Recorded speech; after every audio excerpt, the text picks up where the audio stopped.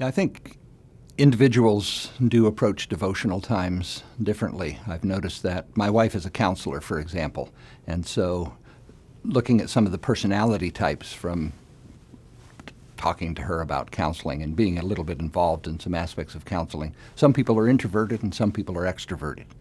I mentioned community commentary writing.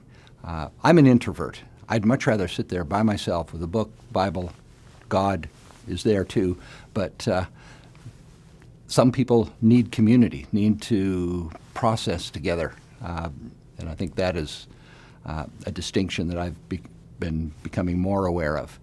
But also, I see the distinction between devotional writing or devotional reading and academic reading, but the way I approach my academic reading is to keep the relationship with God and hearing from Him through this. I do some devotional Bible reading as well, but when I'm looking at the text, I'm not just trying to say, what does this verb mean and how does it apply to this noun, but have the meaning which springs from the text lead me to God.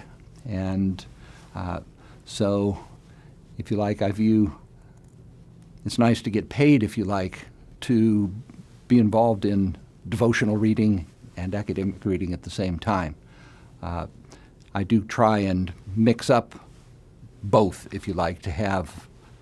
I'm working on Kings, but I also like to read Mark or Acts or something else, but I'll read that at a different level.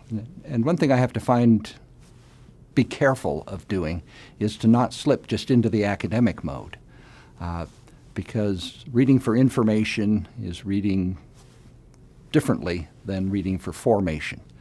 So you can do them both together, but be aware that these are both different kinds of things that are going on.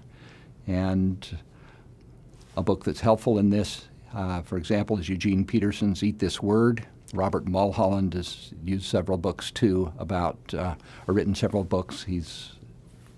Was from Asbury Seminary about formational reading. Watch out that just because we realize that we might now control the history or the grammar, we don't necessarily control the theology and the application yet. That's another question that we have to ask.